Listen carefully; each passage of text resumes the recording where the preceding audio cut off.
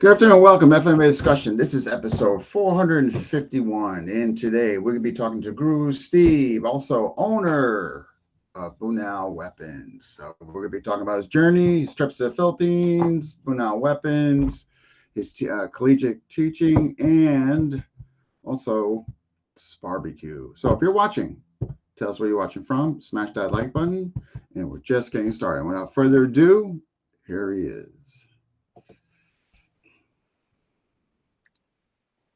Hey, Hello. how are you? Great. Well, thank you for coming on. It was relatively short notice, but we made it work. You Thanks for inviting know? me. Yeah, absolutely, absolutely. So, yeah, the test run went really well. Folks are excited to hear from you and stuff. So, I guess what your first FMA journey systems, were you trained in? Oh, that's pretty interesting. I actually started Filipino martial arts while I was in the Army, early 90s. I met a guy named Reggie Felicio. He's actually the godson of Juanito Lacoste. Um, Really? yes, Oh, yes. But he did not train any Filipino martial arts because he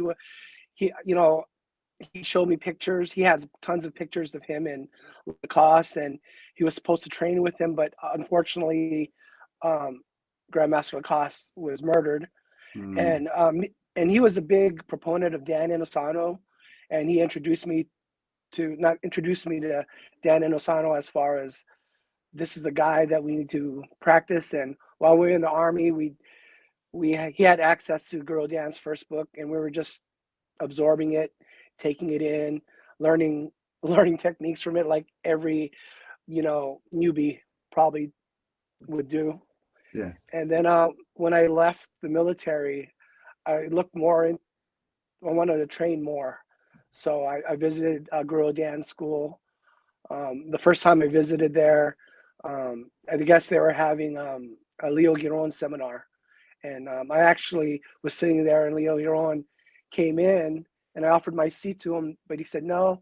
He stood there. He wanted to stand and just talk to me for a bit.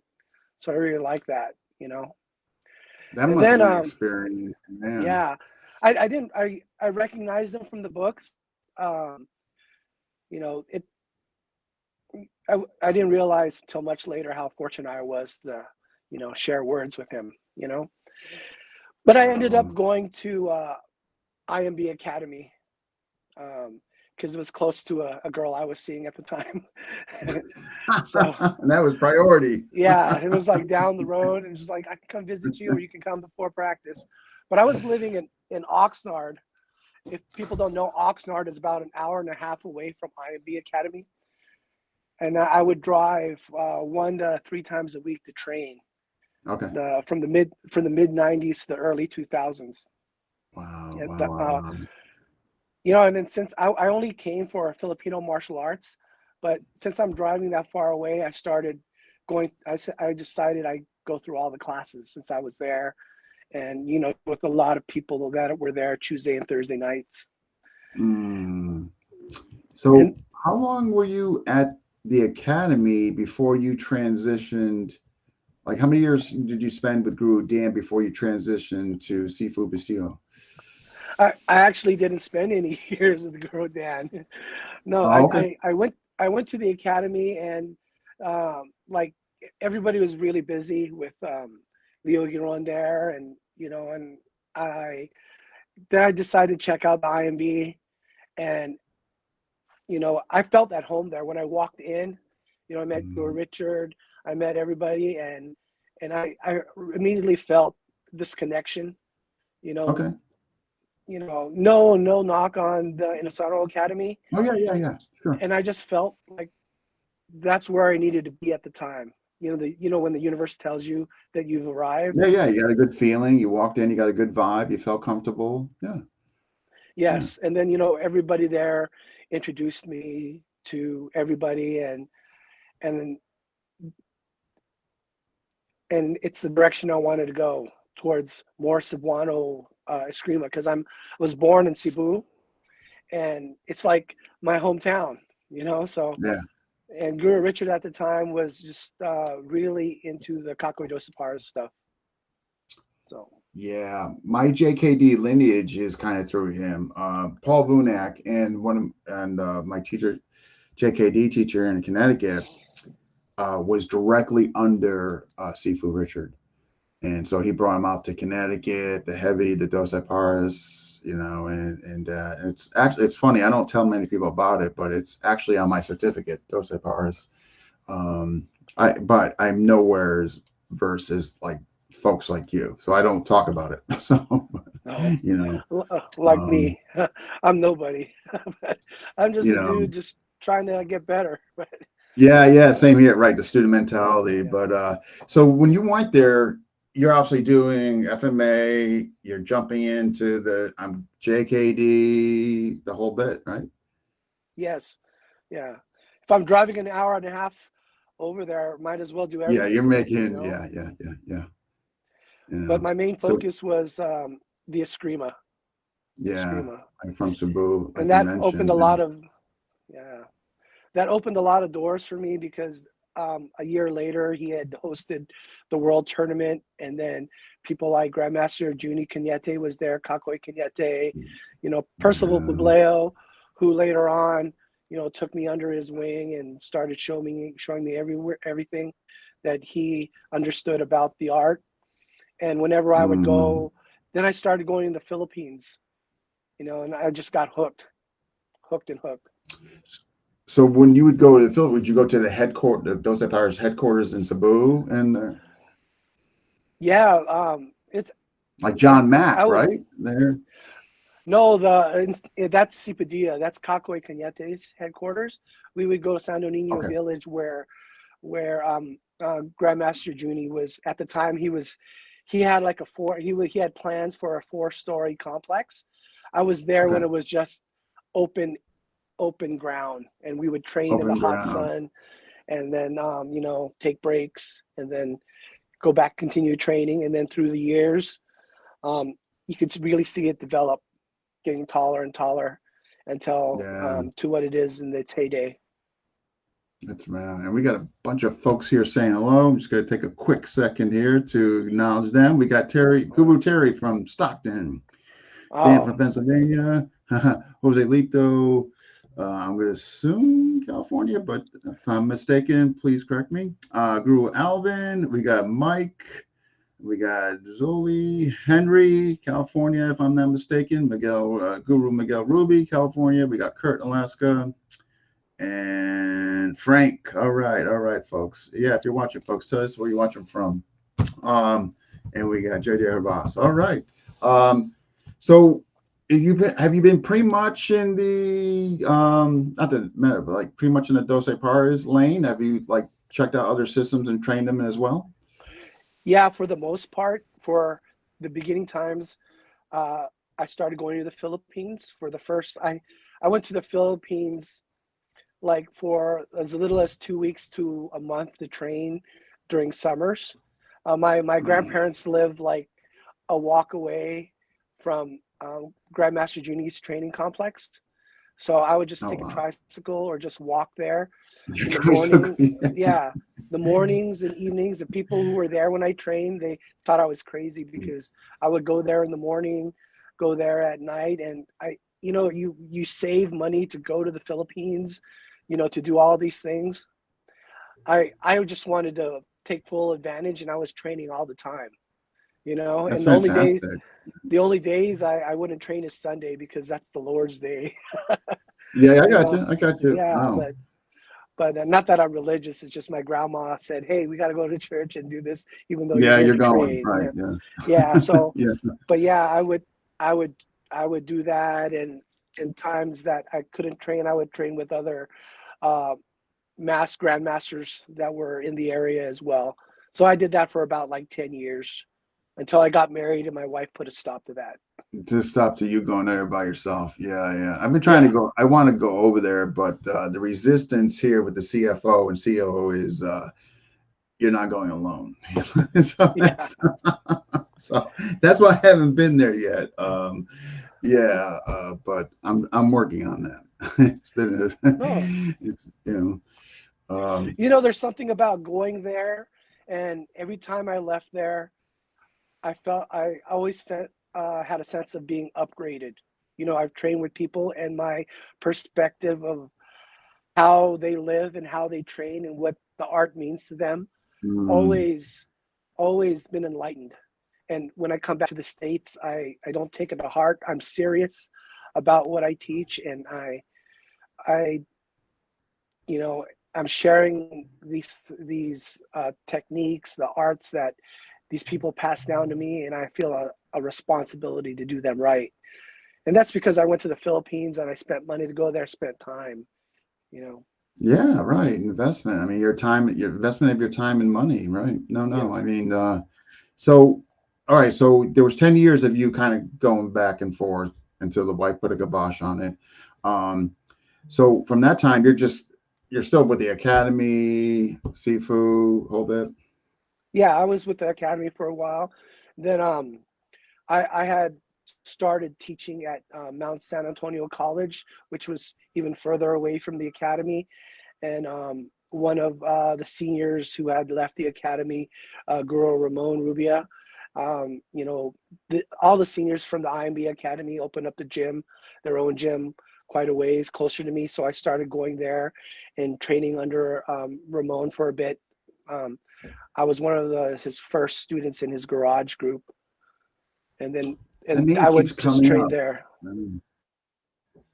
Francisco brings him up a lot and just sent me a message last night about trying to get him on. So he's got to be somebody significant and relevant. I keep hearing that Oh, name. So oh yeah, yeah. He's really knowledgeable, and at the time when I was training with him, we he was doing a lot of dosiparas, but towards the end of that, he was getting more deeper into the San Miguel San and Eskrima Miguel. and other stuff. So he's definitely somebody you should bring on, um, Yeah, I'm hoping it works if out. he I wants know. if he wants to come on. Yeah, yeah. I think Yeah. Francisco is trying to do his magic. So we're waiting to see. Now, San Miguel. So you're obviously you've been doing that as well, correct? Yeah, San Miguel is like a umbrella of the Dosipara system. It's one of the original, uh, systems that make up the whole Dosipara's multi-style. So I had the opportunity to train several grandmasters there in the Okay. Philippines. Because gosh, this is going back like early 2000s. Tom Bizio, he he's going, I'm going to do one last seminar in San Miguel, and then I'm going fully into Chinese medicine, and nobody will ever hear from me. So I made a point to go. And it was pretty interesting. I mean, he had incredible hip dynamic with the long and short. He did reference kind of like the original.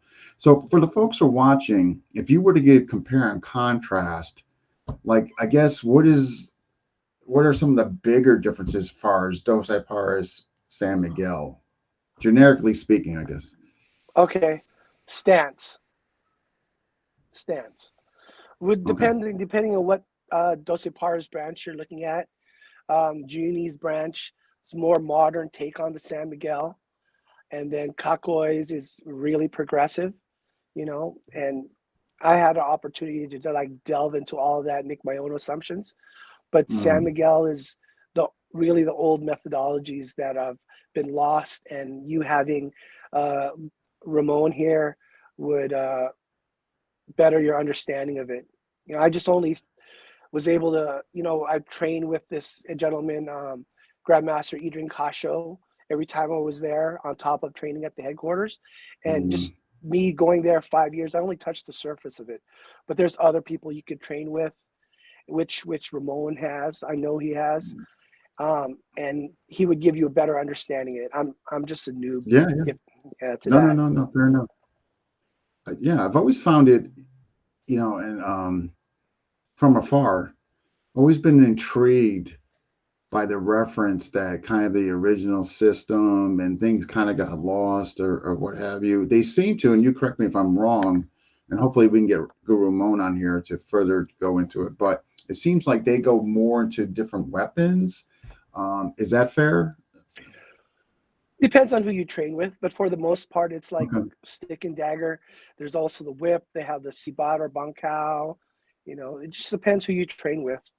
But for the most Okay. part, there's like all Filipino martial arts system. They have a slew of weapons at their disposal that they train in. Gotcha. Okay. Yeah. No, I've been always fascinated with it. I mean, what I saw that one time, it was, from Tom Bizio, I'm um, glad that you got to see Tom Bizio because he's, from what I hear from the circles, he's the only one that the old man would train, and the old man gave him everything, and that's what I heard similar. He made, definitely some paralleling remarks to that. But I just remember, and again, this is so early in my FMA journey. I was lost there. I got to be honest with you. I was overwhelmed. But what I do remember is his movement was just unbelievable. Like I knew I was seeing something special, even though I couldn't really articulate, like, or understand what they were doing, but he was definitely special. Yeah.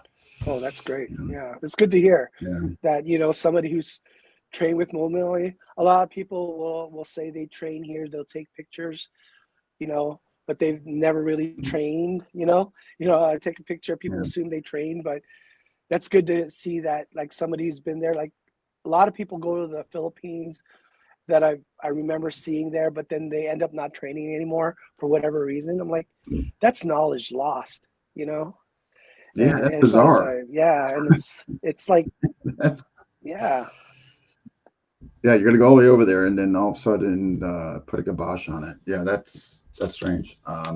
So is it fair to say then, for the most part, kind of Dos Paris, San Miguel, that's kind of what most of your time has been spent in? No, I actually like doing a lot of Kakoi stuff. Kakoi stuff. Um, when you say Dosi Paris to me, Balintawak is in there too. And I trained with Itilio in the Okay. Philippines before he came here, Grandmaster Itilio.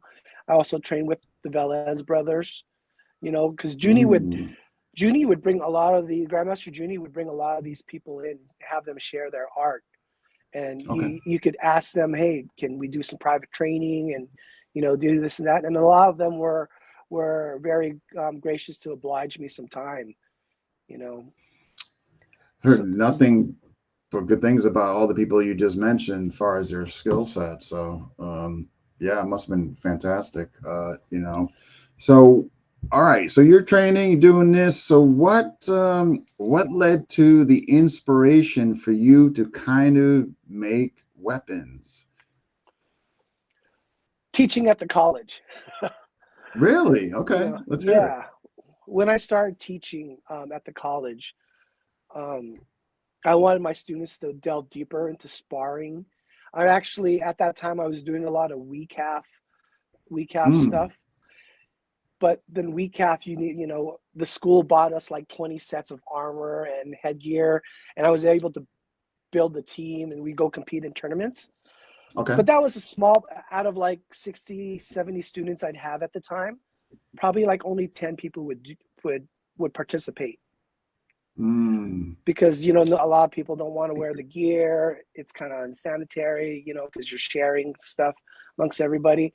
A lot of people didn't want welts. Then one semester I had bought I had the school buy a bunch of Action Flex from yes. back in the days. That was like 15 years ago or so. And I just laid them all on the ground, let the students have fun with it. And they broke half of them on one sitting. One sitting, you know. Oh, the red and black ones when they first, I mean, before the hit series came out, Yeah. the red and black ones, right? Yeah, Yes, those are the ones. And these were students with no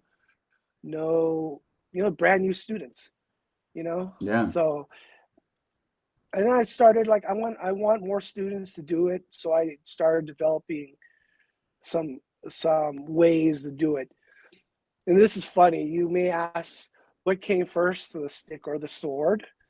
At that Mm, time, Guru Victor Gendrano, which obviously has been Another name that's been dropped on your show. He was Yes, absolutely. Yeah. he had somebody creating like padded swords, right? Mm. And then he had asked me to see what I can do about making them because his producer was only making like one every 2 weeks.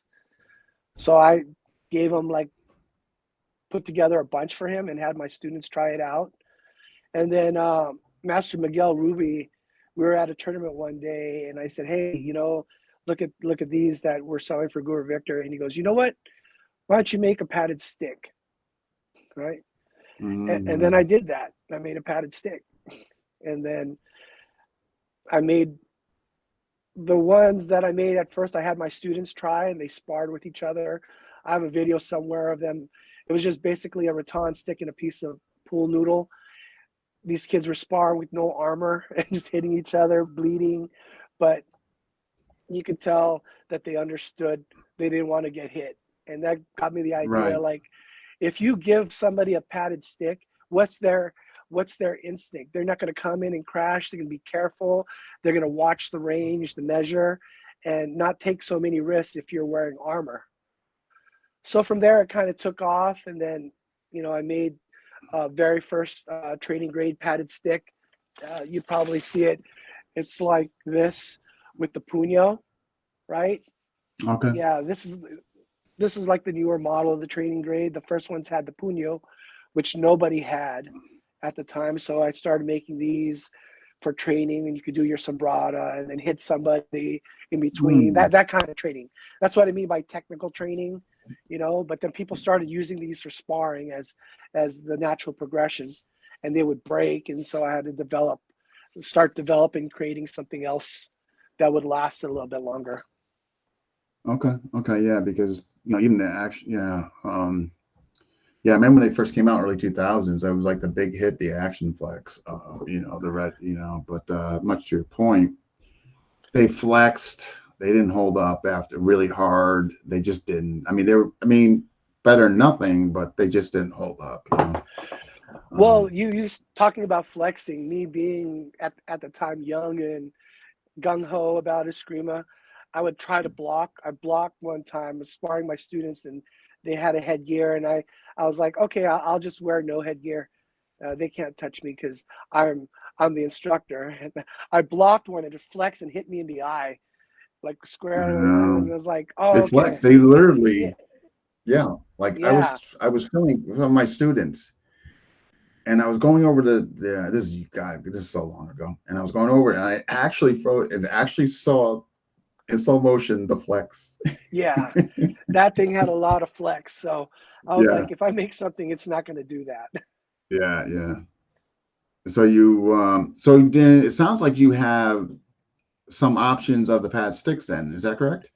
As far as options like putting it together, No, as far as like what you offer, do you have a couple different ones that you offer? yes, like I was talking to Kuya Alex Ursia the other day, and he agreed with me that not what you can't have one padded stick that covers everything, depending on what you do.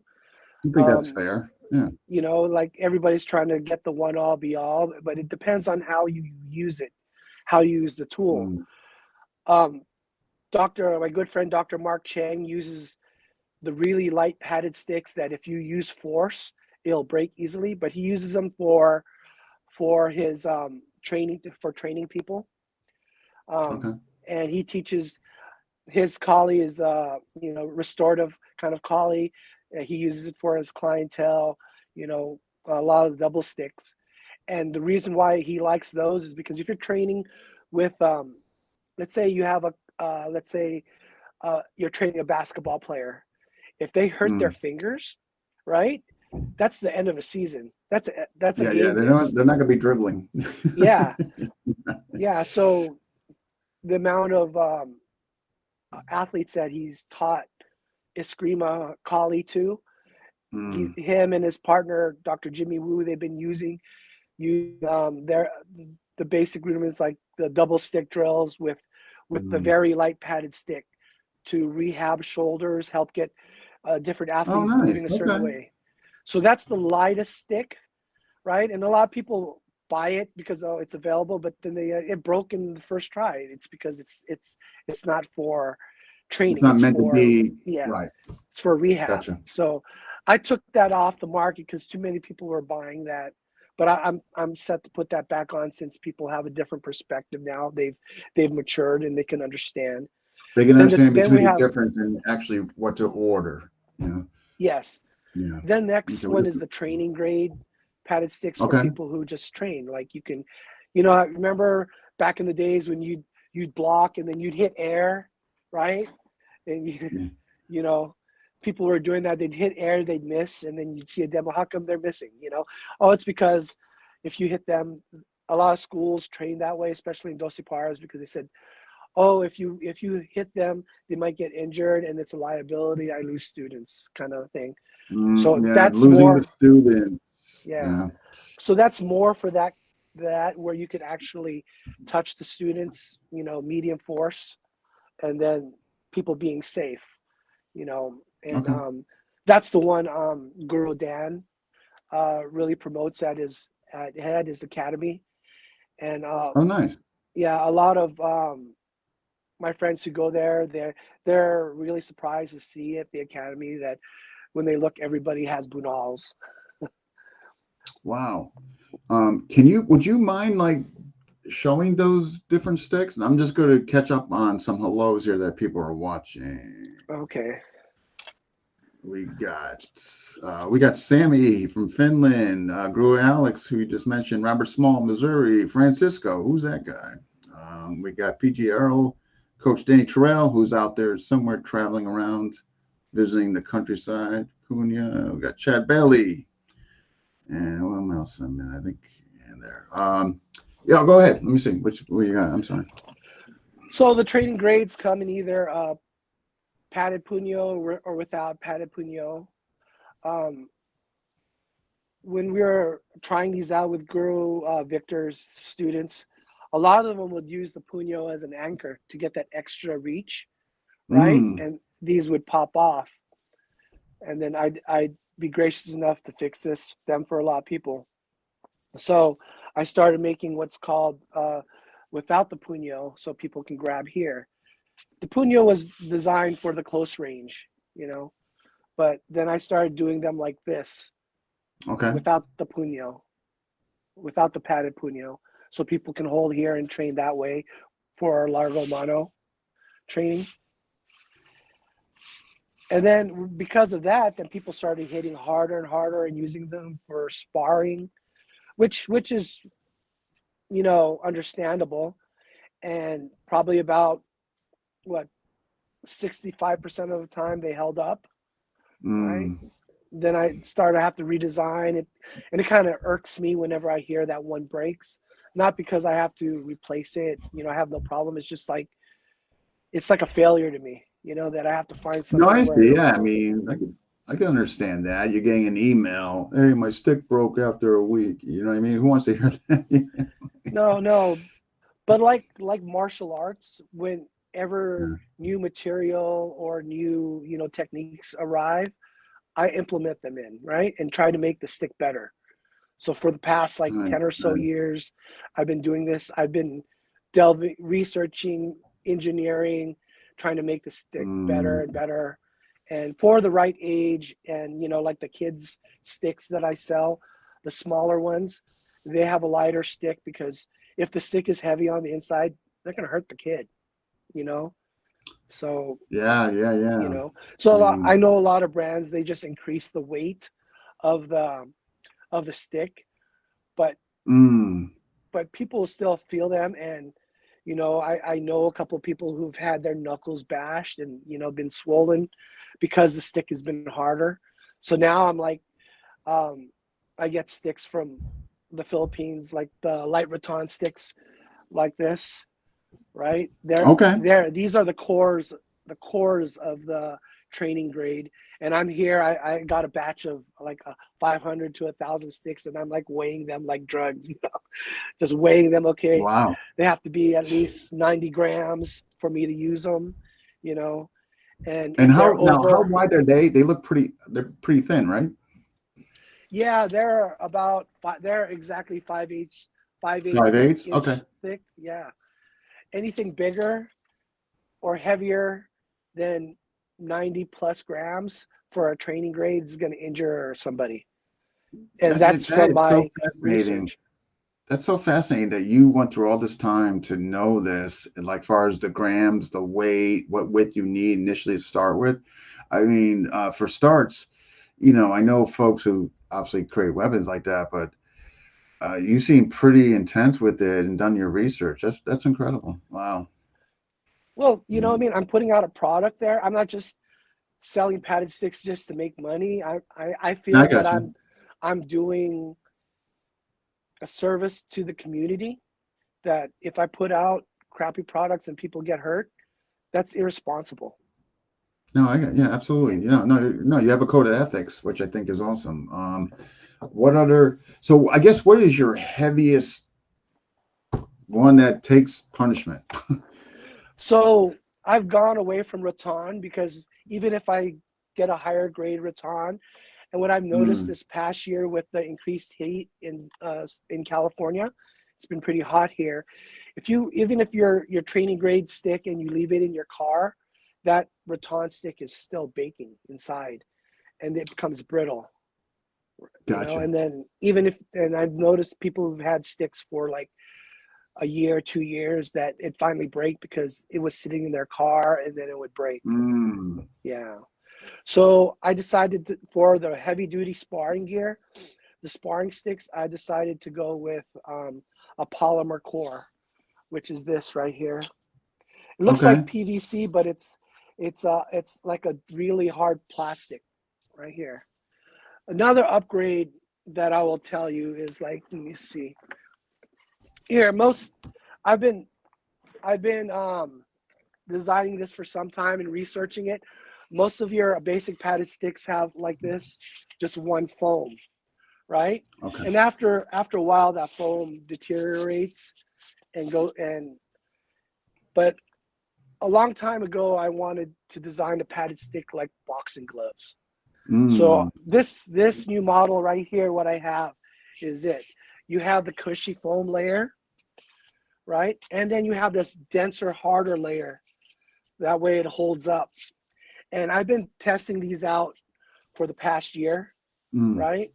And I've sent some to a couple of my friends, the Sabong Federation guys. They spar like all the time, and they love it. And it's the best. They think it's the best iteration of what I've made.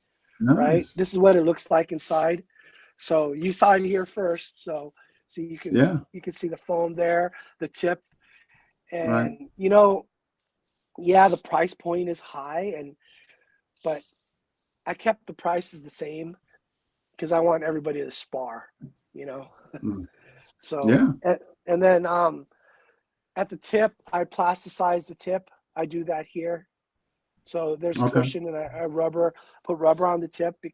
I I used to host some tournaments, and one guy broke broke his knuckle because the puño hit the knuckle.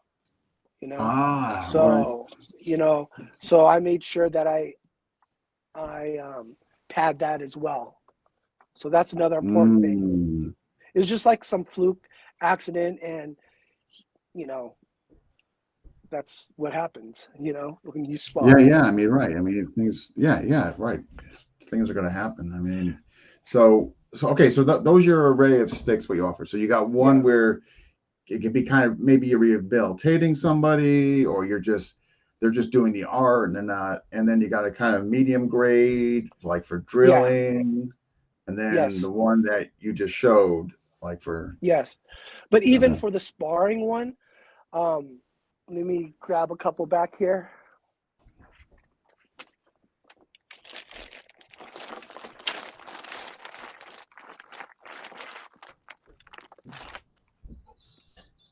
Let's see any questions? No. Sure. All right, so the sparring grade gear, sparring grade one has. I even have the nomenclature of the cloth I use. Most Most other companies, they use 1000 D denier cordura, which is okay. It's the material they use backpack. This right here is 1680 D bullet. They call it bulletproof nylon. So Wow. it's really dense, and I'm able to buy rolls of this to keep costs down. Because if you buy like a yard of it is like at least $10 a yard I to got you. Okay. 15. Yeah, so I buy like rolls of these and change them to covers. And then I Nice. just came out with one that has faux leather. Because a lot of people have been sparring with this. So if you follow sparring culture, especially padded stick, a lot more people are sparring without headgear. Light minimal glove protection. They're just wearing goggles. Mm.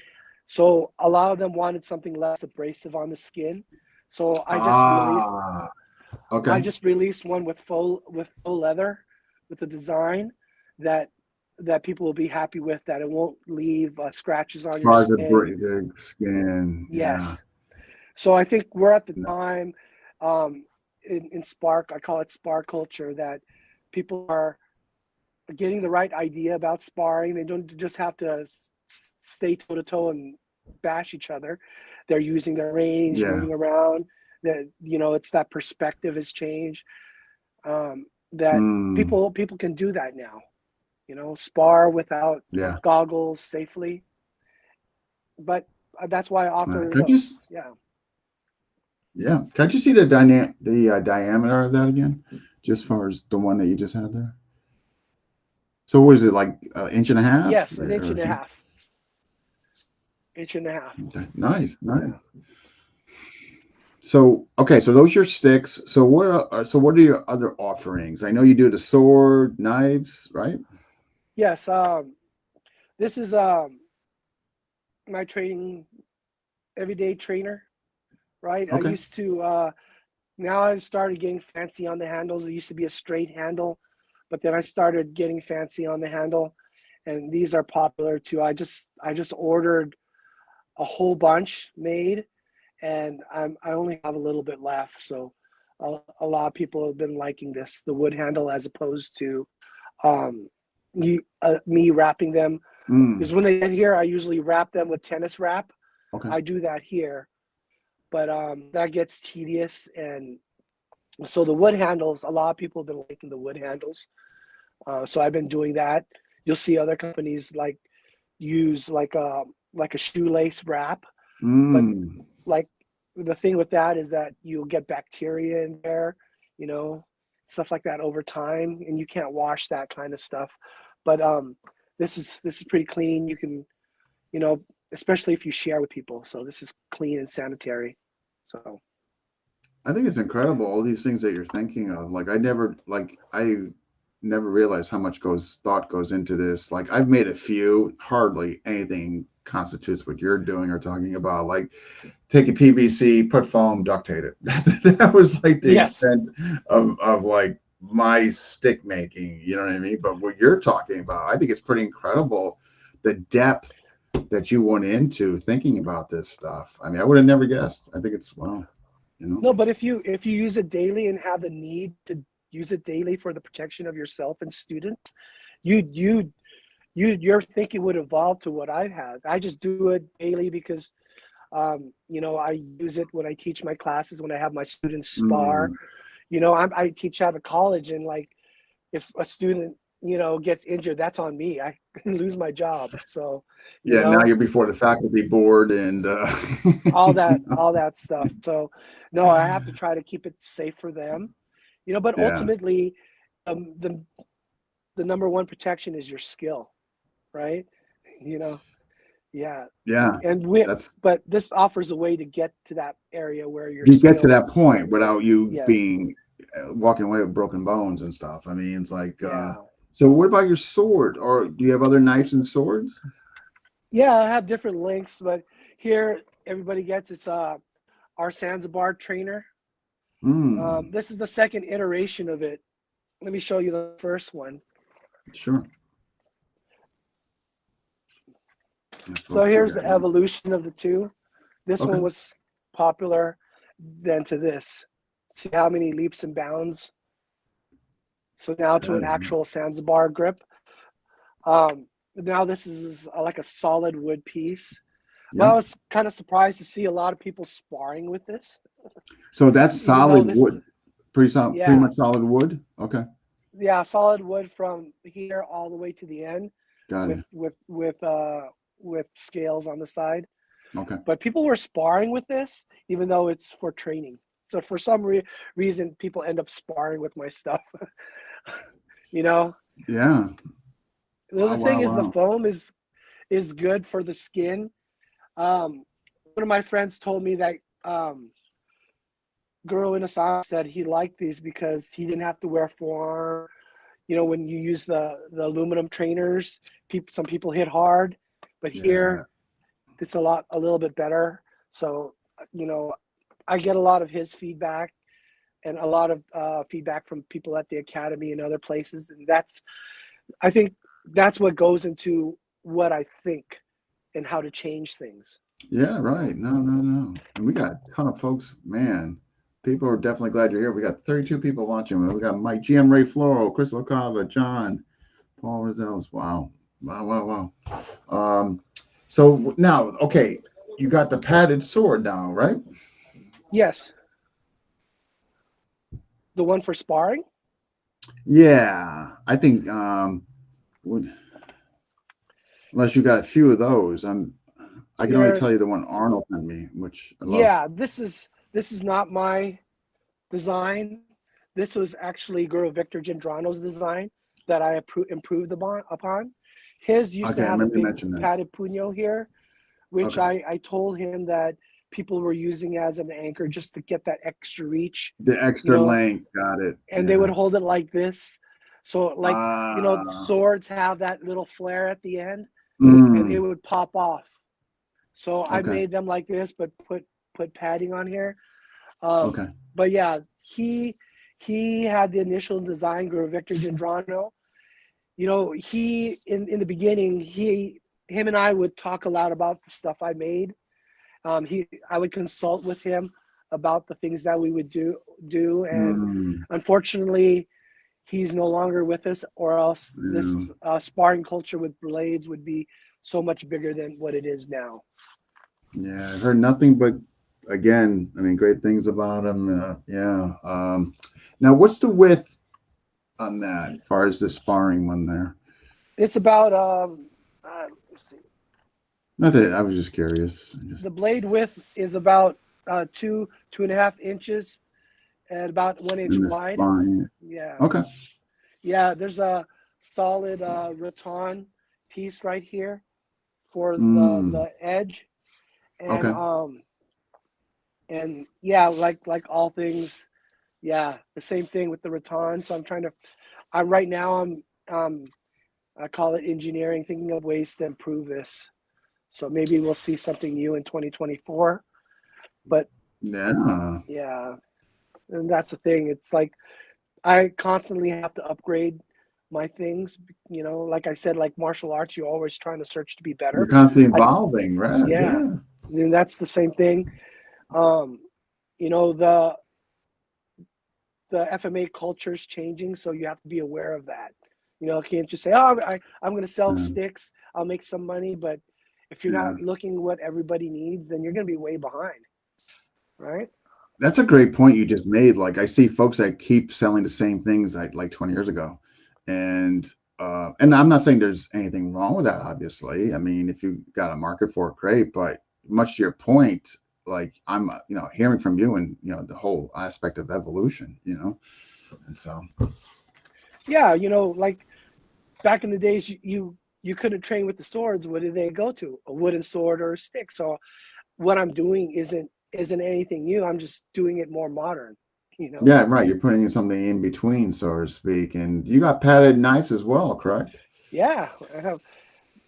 I don't want to show the whole catalog, but yeah, it's whatever. I'll get inspired by the barbecues that I host, and see what people Yeah, are right. Maybe you doing. come up with a new thought or right. Yeah, yeah, yeah, Yeah, what are the new kids doing? How can I make it safe? What are instructors yeah. teaching? And if you're not in tune to that, then you know, I don't think you should be selling stuff because it's safety. That's the safety, you Yeah, there's know? a safety aspect. So if you're not being relevant to what's currently going on, yeah, I mean, yeah, well, yeah, absolutely. So you have an official website, Yeah, bunalbrand.com. Bunal Brand. So folks, if you're listening, bunalbrand.com, and I'll put it in the comment section later. I'm writing it down right now. For those you might not know. Why don't we segue into Those of this? you, yeah. Right? I was gonna say if you're gonna put that out there, those of you not in the United States, they'd have to contact me directly for any Okay. sales because shippings and duties. I've had people order stuff for me from Canada and Europe. It'd be really Yeah. expensive, and they find out like in Europe, people would bought stuff for me, and then they'd have to pay like almost half the cost in duties, and I just kind of cringe at that. So if you're in That's Europe, crazy. I'll be leaving for Europe next week, so I can bring stuff for you and ship it Oh, directly to that's you. right. Your place in France. Yeah. Man, So that's I got to already be have rough, huh? yeah, but I have some orders already, like a bag full of orders I have to go bring with me and ship. Okay. Our check-in's already paid for, so I might as well just ship it over there. Yeah, I'm putting it right now. Wait, it didn't allow me to. Let me back this up. So bunalbrand.com, all one word, right? Am I correct in that? Yes. Yes. All right, here it goes. It should be popping up. Should be.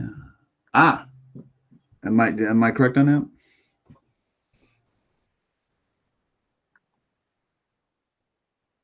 that? Okay. So let's segue into you were talking about on the test run something that kind of your philosophy on sparring and all that. So what say you on that?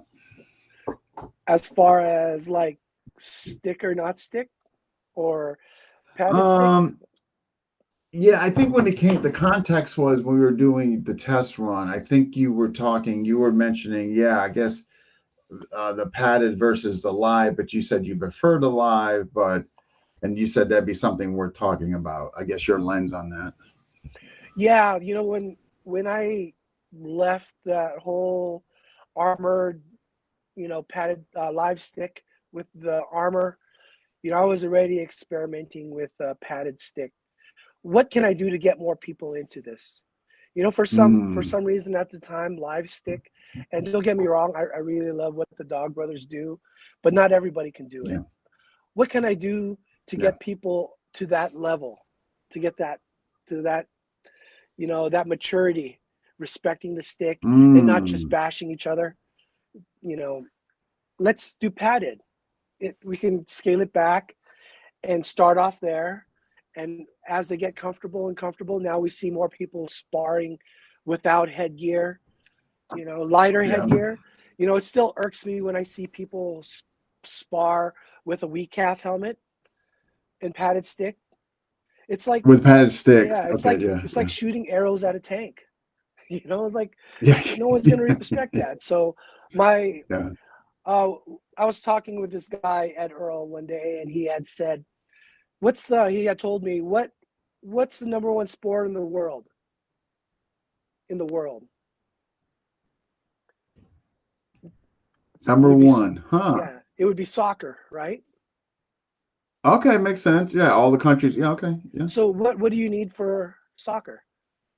Just the ball. yeah. A ball, right? Wouldn't it be great to have something where in order to play a screamer, all you need is just one thing, a stick. You don't have to have gloves. You don't have to have it, Yeah. right? Well thought. Yeah, yeah. And Getting it. the and I'm trying to get to that point, and we're slowly inching that way because their perspective has changed because more people are sparring. I wouldn't say sparring correctly, more responsibly. They're thinking about how they spar.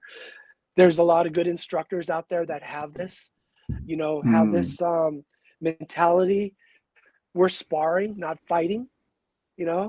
If we're fighting, we do what we can to kill. But sparring in jiu-jitsu and kickboxing is the time to learn. Yeah, Range, exactly. timing, the main things, important things about Filipino martial arts that people forget about. The timing, the movement, and it's not just Yeah, I about hitting. mean, yeah, exploration. You're exploring. You're seeing what works. You're doing this without the heavy consequence, as if you were fighting. You know what I mean? You know? Yeah, don't get me wrong, pain's still a good teacher, but I want to be able to come back tomorrow and still do the same thing. Yeah, I and be want to able to come go to back. work and do your daily functions. Yeah, and that's what a lot of people don't get. And I get that, where Yeah. I used to be a diehard, yeah, stick this, but like again, Dr. Mark Cheng, who's a really good friend of mine. What about all the people who are doctors who have to go tomorrow? Doctors, people who have to use their hands. One Use the wrong hands. move, Yeah. then that ends their career. You That could be know, career ending. No, yeah, no, yeah. absolutely. Yeah, no, So no, yeah, you I know. respect that mentality, but you know, people have day jobs, and I'd like them to be my students. And God forbid they have to use God forbid they have to use Eskrima to save their life, but at least they'll know, you know, Yeah, padded right. As stick or opposed to not. being, in a cast, right? Yeah. But another thing is fear. Fear's that drives Mm. how we train. Like a lot of times you see people, when we first started this, a lot of people would have the padded stick. They'd be really long largo mono range, just hitting Yeah, sticks, yeah, tapping sticks. But now, as I've watched how this progressed, people are getting closer and closer. There, the stick would be like right here. Now people they're in what Mang Romy Makapungal says, unpolgada range, the 1 inch range. yeah. Una Pagata. Yeah, so they're able to Right. train like that and learn. And because when you're afraid, like especially live sticks, you tend to stay away. After you get that fear out, then you can get back in. Not all people are fearless and can train like that, but once we Yeah. start getting people to have that perspective and train, then we'll have a lot better practitioners at sparring, less injuries. Here's the thing too, as you get older, like for me, you know, like I'm gonna be 59 in a few months, and I love sparring and all that, but I also have to look at a lens I didn't think about in my 30s and 40s, and it's like I want to keep doing this for a very long time. I don't want to be crippled up and can't like hold a freaking jar or something, and just like I want to do this, you know what I mean? So there's that. As you get older, that starts to play a factor. Oh yeah, like if you're sparring all the time, it's fun. It's hard to stop. It's Yeah, addicting.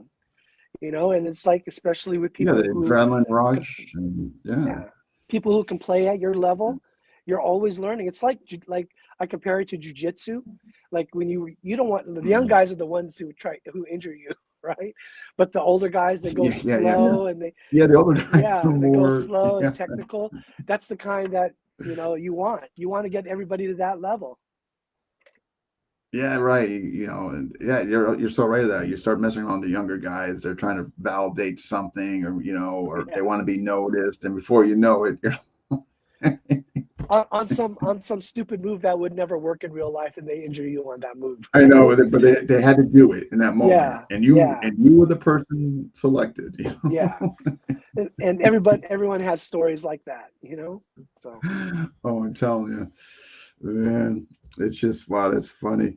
Um, let's get into okay, I thought the whole collegiate thing was pretty fascinating. Oh, before we get into that, let's finish on the weapons. Okay, and I'm glad we talked about this before we went live. Okay, what do you think of your competition regarding weapons?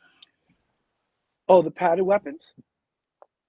Sure. Yeah, let's go with that. If I'm looking behind, how can I look forward? I have I have I have tons of ideas, like the padded sticks I have now. I'm already Mhm. thinking ahead of how Yeah. can I outdo myself. So in that sense, I'm my own Right, right, competition. right. The race is with you. Yeah, I got Yeah, it. Okay. like I know a lot of people are concerned about other companies now. Remember when jiu-jitsu first came out, and like show Mhm. your roll was the first first gi to come out? that people, that was a big brand. I was really inspired by Show Your Roll, that people are into Okay. jujitsu. That really, but now there's so many different gi companies, right?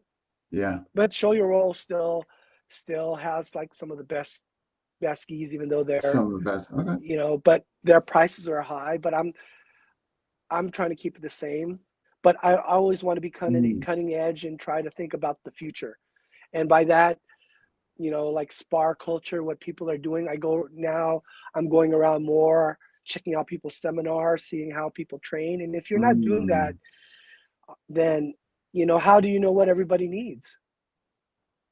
Yeah, how you can be relevant to what we spoke about before, right? Yeah, now, yeah, that's good that other companies are coming out with their own stuff, but it's kind of hard to do that. I've been doing this for 10 years, like I've said, I've been I was gonna say researching. you got to jump on them. Yeah, Yeah. and it's kind of funny that, like I got pissed off at my manufacturer because they were peddling off my rejects. You know, they're selling it to they're offering it to other people, like, hey, we can make this for Uh, you. And it's funny because I know everything wrong with those because another company sells, and my daughter took yeah, notice. Hey, didn't you have this? Isn't this yours? And I said, no, that's one that I didn't want because that's it's, one you. Yeah, yeah, yeah, yeah. it's one that I thought was unsafe. And but more power to them for trying to get in the game. But it's, you got Yeah, to if they're think, gonna, you that's what got to they're gonna just think. do. You know what I mean? Yeah, Yeah. you can't stop people from doing that. But No, the best thing no. is just to keep doing, like, coming out with good stuff. And people will mimic it. What do they call it, is the best form of flattery? I was gonna say, right, the best Yeah, compliment. You know, yeah, right? Absolutely. If they're trying to, it's like if they're trying to do that. Um, I mean, I got a similar kind of story, and it didn't bother me because it actually was further promoting FMA. So when I started doing these interviews, the folks were like, "Hey, did you know a few of these other guys are doing what you did now that you come on?" And I was like, much to your point, though, it was like the best compliment. And if it's going to further propagate FMA, man, more power to them. So, but um, the thing with this is, if you came out with a good product that was better than mine, hey, yeah, good job. You got there without all the research I did, and you have a good product. yeah, you know but if you're just selling my seconds, good for you too. yeah. If you're selling that your rejects, Yeah, that's not real. but it becomes an integrity thing. But like, Yeah, we could talk about that with martial arts, because people do that as far as martial arts too. But that just tells you the integrity of people. But like I've been telling you, I've been doing this for like 10 years. And guys like Miguel Ruby out there and Dr. Mark Chang, they're like my moral mm, compass. Hey, this here, somebody's going to get injured here, this and that. And I think yeah, about it, hey, can you do this? Not just them, but other people that use my gear all the time. I hear their voice. I want to hear their voice because it makes me yeah, better. They're like my training partners that, hey, you could hit a certain angle, you could move a certain way. And they're the ones that help the brand get better. People who I want people's yeah. opinions to, and that'll, even your criticisms, Yeah. and if you can't take that, then what are you going to do? And that's what's helped propel my company, this, and have it here for 10 years. That I Right. Yeah. Listening to folks and taking constructive criticism. Yeah. I mean, Yeah. absolutely. Right. I mean, can't argue that. I mean, um, and sometimes it's a good point from Maestro Nar. Less gear to bring when transition to live stick and weak calf gear to padded sticks and no body protector for beginner students. Not everyone can afford weak calf set. Yeah. Well said. I mean, right. Um, But remember, like, in a it perfect might world, copy. yeah, in a perfect world, I just want it to be just a padded stick and we play. That's it. And be Yeah. safe. That's it. Right. However, can't copy his excellent teaching or his cooking skills. Oh, Who said that? uh, Ghetto, Geto. I hope I'm pronouncing that, sir. I'm sorry if I'm not. Um, Mention that. Funny. Um, let's okay, so the whole collegiate, I mean, that's kind of interesting. So which kind of not only were you kind of a, sounds like maybe perhaps a pioneer in that, but also sounds like it also initiated, inspired you for the padded weapons as well. Yes, yes. Yeah, I was fortunate enough to be asked to teach martial arts at Mount San Antonio College. Mm, Um, and I got my start there in 2001. And I've been teaching that. When I first started, I wrote the curriculum to the Filipino martial arts curriculum. okay. And I modeled it off of Graciela Casillas. She was Mm, teaching at Oxnard College at the time. So we were able to pull up what she taught. And I got that. They accepted it because it was taught at another community college. And I wrote my own curriculum. And, when I first started, I was teaching a lot of dosiparas. I okay. was just teaching dosiparas left and right, everything. And, years and years.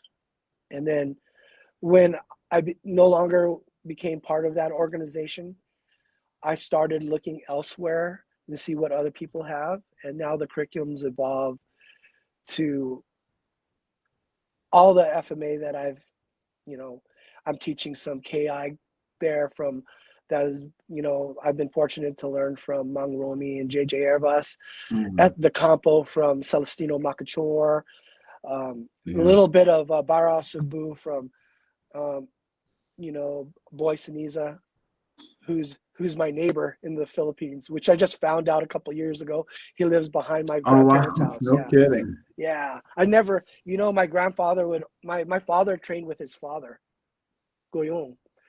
Yeah. How My interesting. father had to stop because Boy Siniza's father broke my dad's collarbone in training. That's how hard they trained back in the day.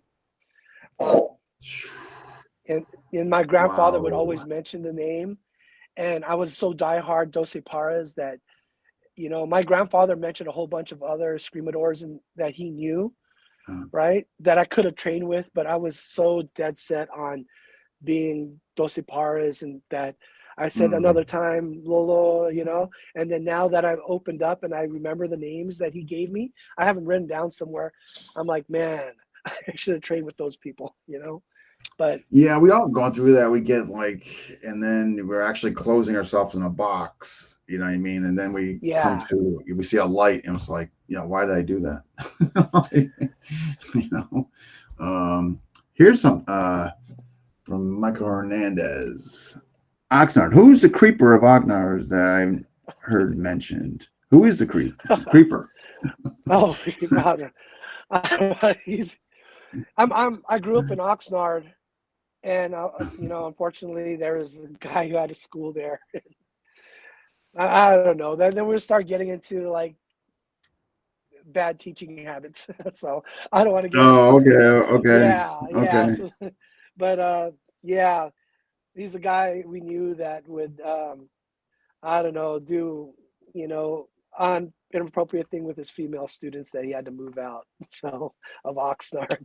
Oh, So yeah, okay. yeah, but it's a story that a lot of people know so well. He's asking me about that. Yeah, we gotta No, it's gotta yeah, I watch gotta for. watch that. That's social responsibility issue right there. Yeah, yeah. I mean, some people, I Yeah, don't know. yeah, So back to the collegiate. So you came up with your own curriculum. I mean, like, how did it progress? I mean, and you're still doing it, right? yeah. I actually teach at 3 colleges now. So, you know, you know, like I said, I taught a lot of Doce Paras, Mm, their curriculum, and if you haven't done Doce Paras, multi-style with Grandmaster Juni Cañete, came up with a fabulous curriculum for people to follow, and then branch off and make it their own. And I was able to take that and include different systems that I've made got in contact with, like I stated, and they fit in well. Mm. If you've been doing Filipino martial arts, it's all the same. You know what? Guro I find a Alex. commonality. Yeah, so I just focus on that. Guru Alex and JJ Hervas, we have a term for it called universal concepts. I just focus on that. And then my Mm. students can go out. I want them to be successful. They're not going to be my students forever. People are like, oh, you're lucky you get like 60 or so students every semester. Out of those 60 or so students, a small percentage stay with me. And I want the people to leave to appreciate it so much that they train elsewhere and become other Mm. people's students, because Yeah, I'm not yeah. the know all end all. And I Right. want them to be able to go to, where are you at, Dean? I'm in Yeah, go to Connecticut. Connecticut and train with you. And I've had students that have gone down to San Diego, and instructors there like Chaz Sianco has a couple of my students, and they've been really good students. you know Mm. and I'm like, that's good. I'm glad they continue training. And that's what I do at the schools that I teach at, is to develop a love for our art, and continue it, because you know they're going to Yeah. move out somewhere, and may not be right away when they Yeah. graduate, like when their money's settled, the family's settled. I took Filipino martial arts with Steve. I learned a lot. I want to pick it up again and take it up another time. Yeah. I think that's just healthy to have that aspect. So because it completely removes you from indentured servitude of students, where you try to Yes. keep them. You know what I mean? I think it's just healthy when you start teaching, adopt that right there. So when folks do go and they move on to other things, you've kind of embedded this healthy mentality that you don't own them. I mean, their journey is the most important thing, and let them go experience. Yeah, and for the most part, a lot of them come back and they want to train more. And Because they on top, appreciate, I think, that. and it allows me to have guest instructors come by and teach. Like I've had Arnold, Coach Arnold Yeah. teaches Yeah. KI there. I've JJ Hervas, who doesn't train anybody. He's come by and teach some KI stuff that it's like how he says, giving diamonds to pigeons. They don't know Yeah. what they're, yeah, but like stuff I've never seen anybody teach. And JJ, I'm just laughing, like, are you really going to show this stuff? He goes, yeah, they won't get it, but maybe they will, you know. They And won't. Yeah, I've had Junie over, you know. I've had a lot of people come and share their stuff, which I appreciate Nice. them taking the time to come. And it also looks kind of good on them that they've shared with the college, especially people coming from overseas. Like next year, I'll Mm. have Mangtini Celestino Makachor. I'm hosting him.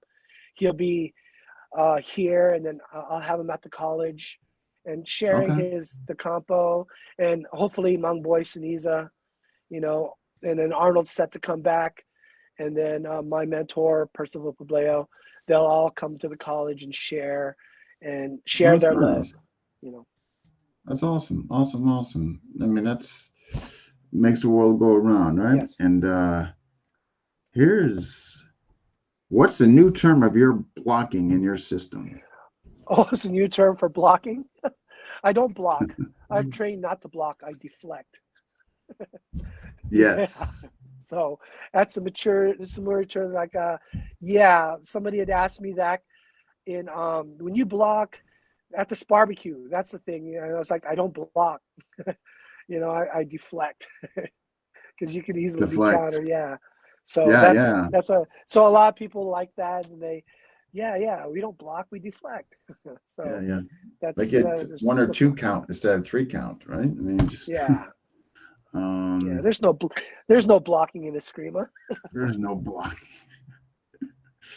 I'm thankful. Okay, yeah, like all right. Hello, everybody. Uh-oh, Henry. Henry's trying to get okay. So okay, let's all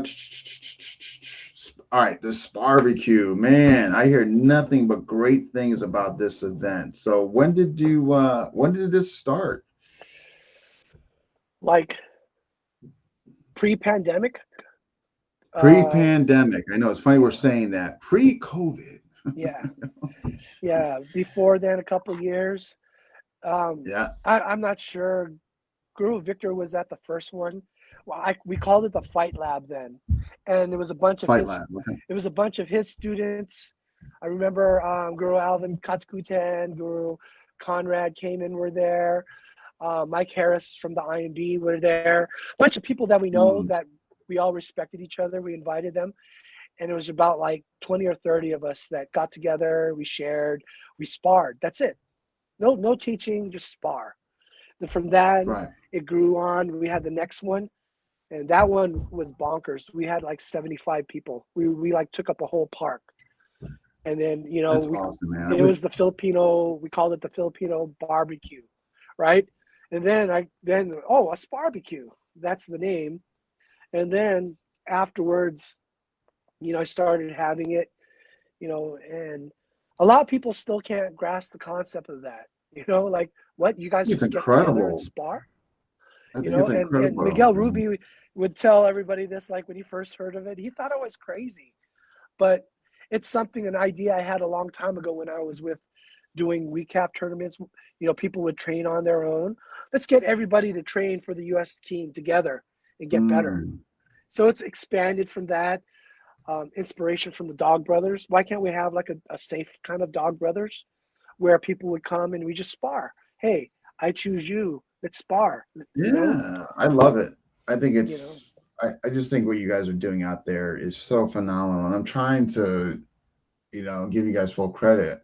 I'm looking at 2024 and going to try to develop something like that, but it's just tough on the East Coast, man. I don't know. It's just You, you know, the thing is, what company will let you use their products? And the thing is, it's an investment for me because I just throw all my products there.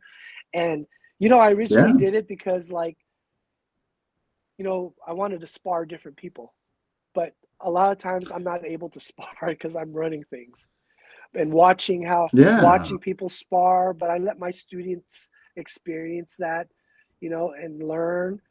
And again, it's a way for me to see how equipment works, and new designs and how they last without before I put them on the market. And Mm. I get immediate feedback I think there. that's fantastic. Yeah. And so, all right, you just had one pretty recent, right? Yeah, last weekend. And how many attendees? Close to 175. Yeah. 175 people showed up. Yes. That's on the books. How many rings, like how many rings, generally speaking, are you running? Who why do you have to use rings in Or the whatever. I area? mean, I guess I'm saying Yeah, like how many, oh, so in other words, I can just go up to anybody. We could be over there. Another guy goes over. Oh, I got you. Okay. exactly. Like, we have the whole park, and people will grab somebody. But for the most part, like, how long can you spar the whole 4 hours? Some people do. This Not guy this who's guy. this guy Joselito from up north. Every time I look, he was sparring, which is good. He drove down up north and he sparred the whole time with He was everybody. making it worthwhile, man. Yeah, but then for the most part, people do a couple rounds, go eat, talk, Yeah. you know, and like, kind of like, everybody coaches each other. I've had people that come before that they don't, like, it takes a lot of time. They're like, "Hey, did you register?" No, we just came to corner people. There's no corner people here. It's not a tournament. I was gonna Get say out of here. Yeah, cornering. yeah, there's no cornering. Everybody corners everybody. It's like an open role. That's That's why I funny. changed the name to attendees, people attending. A Yeah, bunch of not people just, not cornering. yeah, people just show up just to. I just came to watch. Nobody likes the people who just come and watch. Come, Yeah. I'm sharing my technique with people. I'm showing, I'm at, I'm showing my faults, and you just want to come and watch. Show me what you can't do wrong, And a Yeah. lot of people do that. They just think that it's, and I spent time to put this together, and that's why it's all attendees now. Attendees come, and it's not just participants as attendees. You come. I had to change the wording. No, I But think it's I just love what you got. I just think it's like one of the best things I heard of. I just so you had 175 thereabouts. Obviously, not all of them were attendees, and all of them didn't spar. But it sounds like at 175, the good majority did. Um, so everybody's on their own. You can pick whoever. There's no designated area that you need to go, spar. So what do you now the food aspect? So is that at the end, in between, during, before? Is it as soon as the food's ready, I start cooking, and then as soon as the food's ready, you come in. At this last barbecue, I tried something different. I took, I got like, how many was it? Like some respected members of the community and some that I wanted to help bring up, that I want to mm, develop. Um, my good friend, Grandmaster Kirk McCune of Bahalana, he okay? was gracious enough to share some techniques.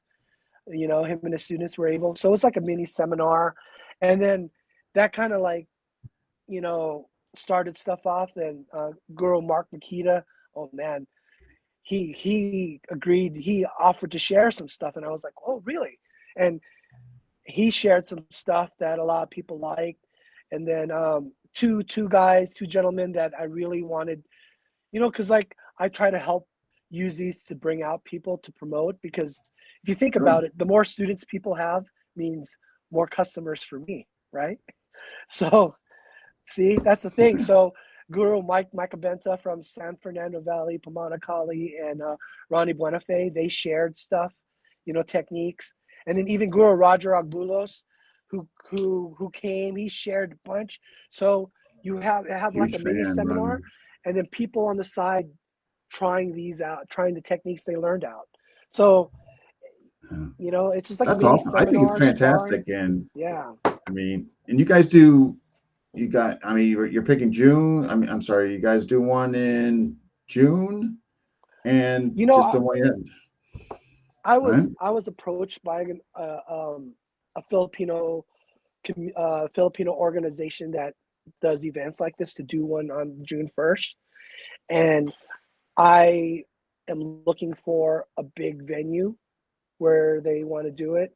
I had asked Guru Alvin Katakutan because he has access to a parking lot that we could Okay. do this. But looking at this barbecue this weekend, that's like 175 people. I think that parking lot's too small. So I have to think a little bit bigger. So I'm reaching out.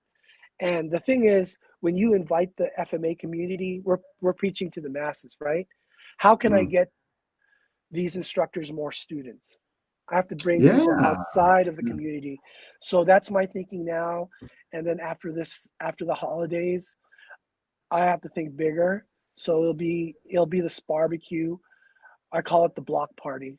It'll be a lot A bigger. block party. Yeah, and then it'll have people outside of the community, because I table at like little Filipino events, where Okay. they have different like products, and a lot of people Yeah. come up to me and they say, "Where can I learn this? I've been wanting to learn this."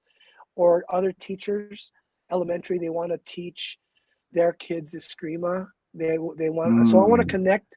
I want to connect them with the Filipino martial arts community, because we're kind of just Filipino martial arts community. Everybody, right? Let's get new students. That's how you make it grow bigger. Getting I people think that, it's right? fantastic. Yeah. And I that's think my what you're next on to, and endeavor. I think you have something that I'm hopeful that will be modeled, should be modeled throughout the country. And I'm going to try to do my part as far as the Northeast, um, where it's, giving obviously, full credit, just, but like the whole, the padded, so people are not going to be apprehensive about coming, where it's not tournament, you're not going to be judged, or, just And come out there it's and experience. and it's not at a school. You know what I mean? When you go to a That's a big school, thing you mentioned right yeah, there. people are apprehensive about going. and other To another, instructors. yeah, Are we supporting this school? No. You go to a park, you're not supporting this. I want people to treat Bunal like mm, Adidas or Nike. Not saying that I'm yeah, that like that, but like, hey, we use this. This is what we sport, and they provide yeah, these, and just come out, have fun, meet people, network, and yeah. that's the whole thing. When I started this, you know, there's a lot of people who don't, not a lot of people who compete. How do I get more people to compete? Well, there's a lot of Mm, people who spar, right? yeah, Well, let me get, but they don't compete. So why should let me cater to them, the people who spar. So I've yeah. No, catered no, to no. I them. think Yeah. what you're doing is, I think you're targeting the right audience for sure. And I thought you touched on such an important piece that, right, there's not going to be any apprehension because it's at this school. You pick a neutral area, comfortability. I think that's a great, great, great aspect of that. You know. They in WECAF they used to have this slogan, not to crack on WECAF, unifying FMA. It's kind of hard to unify people when I have a lot of friends in WECAF and GSBA, the biggest Mm, organizations. But when you go and you compete, there's some holding back. They're my friends, we're competing, but let's take that out and just spar. yeah. You take that, then we can unify each other. Like how many different can't you even have people who are what I call Ronins who just learned FMA online by watching it, Mm, that have come to this barbecue and they learn a lot. At the last barbecue, there were like 3 or 4 people who don't train with anybody, but you know what? They were friggin' good. You know, they were friggin' good. yeah. They didn't have the influence of instructors. They just came and sparred. They just went out there and Yeah, just let it all yeah. hang out. And I want more of those people. And that's how we can all get you know, better. You know. I'm telling you. I mean, the whole idea that you were just picking different people, different systems of spar, where you're seeing it different methods and whatever. I think it's just fantastic what you guys got going on out there. I love it, and I just hope I can get something similar in the up in my neck of the woods. And the problem with us is you guys are so fortunate with the fantastic weather out there. I mean, we're looking at like, May kind of to May to September, you know what I mean? And So, there in California, there's a big chunk, like we have San Diego has a bunch of great Filipino martial arts schools, like mm, Derobio with Chas Yanko, San Miguel with Albert Mendoza, and Narba Bao. A lot of different schools there, so I can have a barbecue there. I have with up to 150 people. SoCal, it's always like the biggest one was Torrance because that's the central. A lot of schools there. That Torrance. was like Okay. 200 people there, and Jesus. Derek um, from Parkata Kali. He did a fantastic job there. Everybody came there, a lot of people. And then up north, depending on where you go, the Sabon Federation, um, we did one in Berkeley and everybody came out and you see like Grandmaster sparring, like Grandmaster Michael Heron.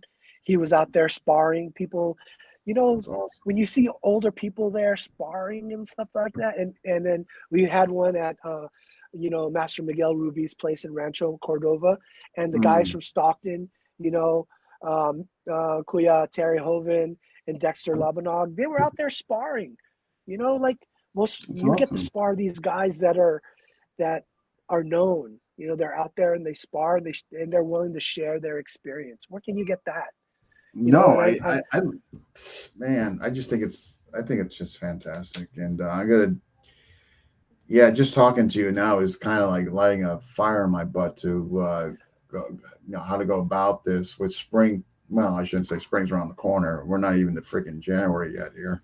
But come, like May, June, because I have a park. It just would be getting freaking people to like surrender to the idea and just not think that it's, where it's challenges or this guys against these guys and try to really create that open mindset of just like everybody coming together, sharing fun, eat, pick It's somebody word of to, mouth. you Start know, off with 10, 15 people, it's going to grow. We started yeah, with 20, 30, and then the 60, and now, you know, 150, average is about 150 to 200. So, you know, that's freaking. When you're getting that many, like, how do you like? In other words, because you're not gonna necessarily know like how many people you got going. Do you tell everybody to bring something, or how do you work that out? as far as equipment, The food, the oh, the food. food, it's like, you know, I just have to order a lot. Like, you know, I ordered enough for about 100 people, right? 100 plus, and the rest Mm. registered that day at full price.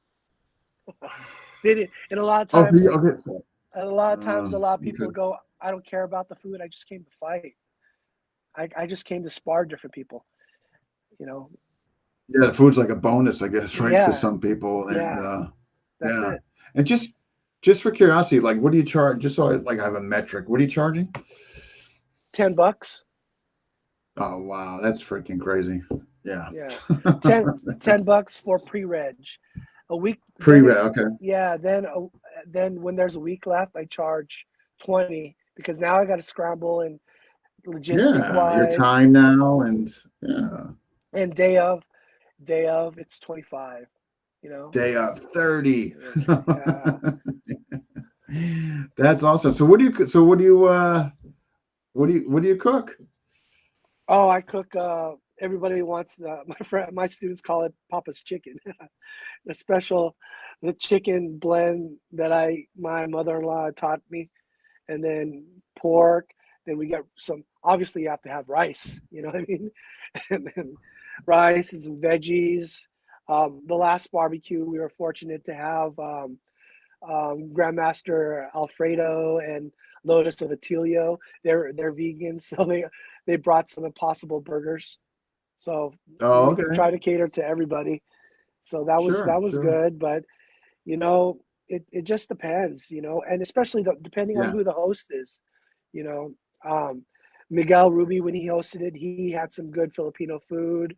You know, sometimes like the one at Berkeley, Jude Ledesma, he got Chinese food, you know, stuff like that. It just depends on who's hosting, but Yeah, right. Who's hosting? yeah. I got you.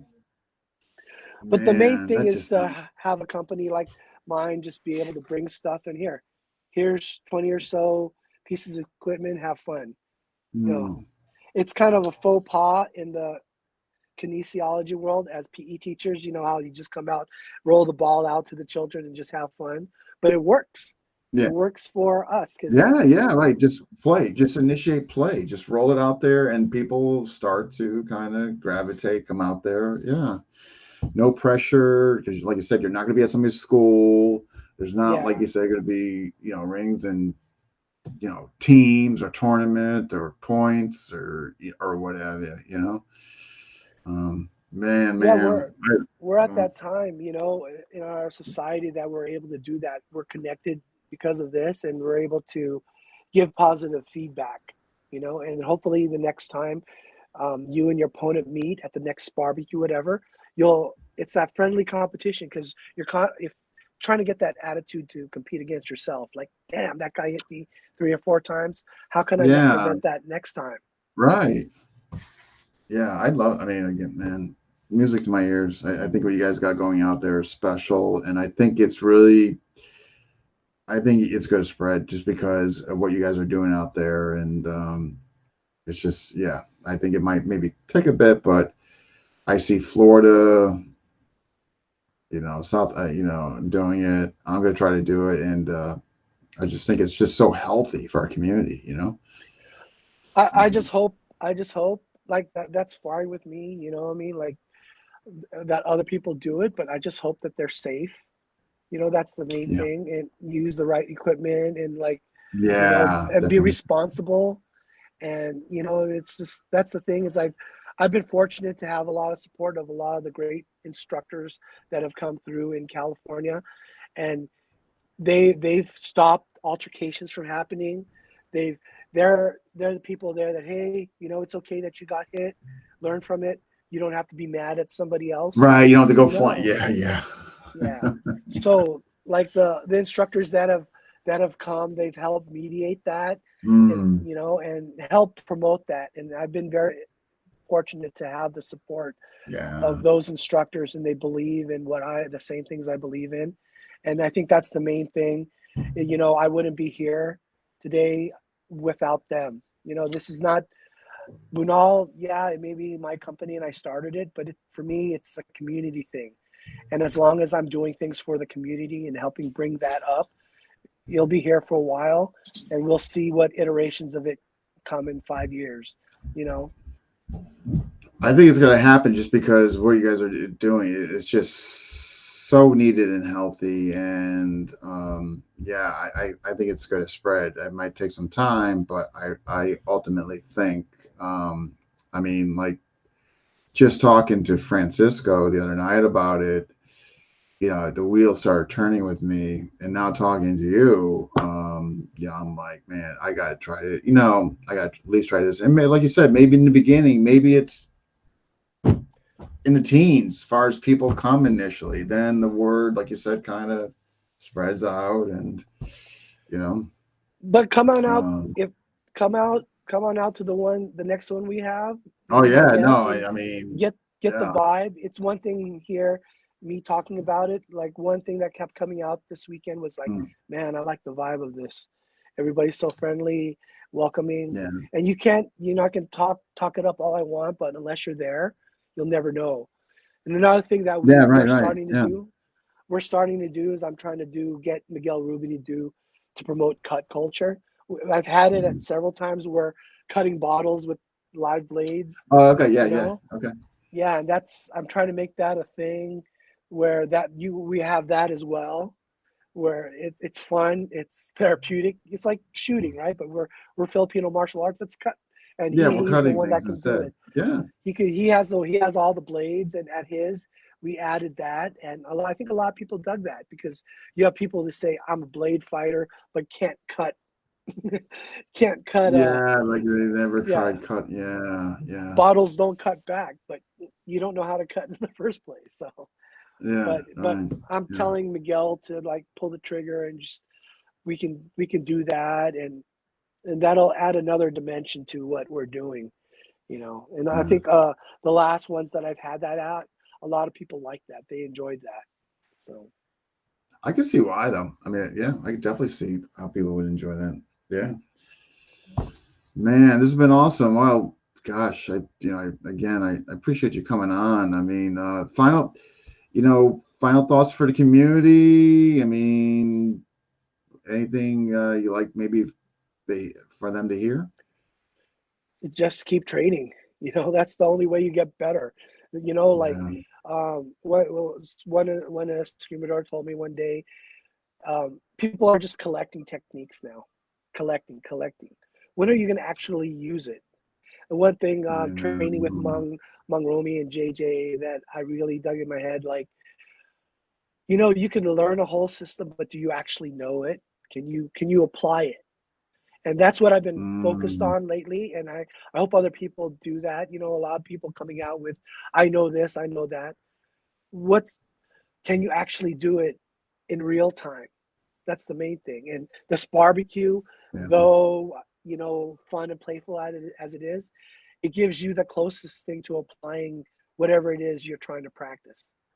You know, Yeah. we have a lot of people nowadays that been certified in this, they have rank in this from online and this, but I don't think you've mastered anything until are able to apply it. And I'm just hoping people through this barbecue, they can apply it on different people and then have that sense of, Yeah, like especially going different styles, what have you, and see if you can infuse like what you're doing on something that a style that you haven't seen, so you have no idea what's coming or whatever. exactly, being able to, Um, yeah, you can remember certain moves, but can you react with those moves? Did you right. Yeah. memorize your moves or can you react with them? Yeah. And that's that whole thing. No, it's a good point. It's a good point. Good point. So Yeah. hopefully Awesome. everybody Awesome. can do Man. that. You know. Yeah. Again, congrats to you, and I salute. I mean, man, what you got going on? That's fantastic. Yeah, I mean, it's funny because I always knew about your brand and all that, but I had no idea to the magnitude of the other stuff you're doing and your promotion of safety and this, the barbecue and all that. So I think what you're doing out there is phenomenal, phenomenal, phenomenal. So Well, good on you. well, it's the community. Like I said, I've been fortunate to have good instructors in the community to help me and give me good feedback, and I wish them all Mm, success. I love to see a school grow. Again, it's like if I see a school grow, that means yeah. more customers, but I want to see the community grow. Right? Yeah, absolutely. Well, hey, I hope I have this show. You get some business with the, um, putting down your website there and all that. I'm going to be checking it out. I can tell you that much. Um, and so, but again, I appreciate you so much coming on. I really enjoyed this interview. Again, thank you so much. Oh, thank you for having me, and thanks for Francisco for mentioning me and getting me on here. And thanks for the support, everybody. Yeah, absolutely. Hey, well, if I don't talk to you, man, happy holidays. You take care of yourself. Oh, You know? you too, Dean. Have a great holidays. All right, you too. Take care. Wow, man, that was a fantastic interview. Yeah, the guy's got a lot of stuff, great stuff going on. So check out the website if you haven't already, or if you're not familiar. I will be definitely putting in my Christmas list request in there. But yeah, just amazing what he's got going out there. So I don't know. He's, in my opinion, he's significant in the community. What he's doing. I don't know. I'm kind of, I don't want to say upset, but a little disappointed that I didn't try to get him on sooner and wasn't aware to the magnitude of, what he's doing. He is an ambassador to FMA. I'm telling you that much right now. So, but all right, folks. Hey, who's next? Who is next? Magic.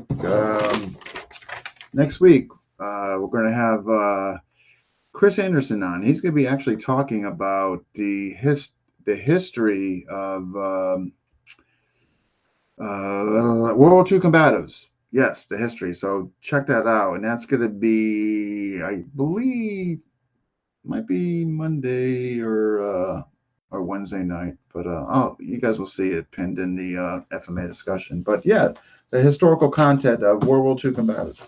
So check that out. All right, folks. And hopefully I'll see you then. If I don't, check out that website, bunalbrand.com. All right, guys. We'll see you. And the CR retired. You guys might not have heard. Oh, man. See, he's funny. All right, guys. Take care.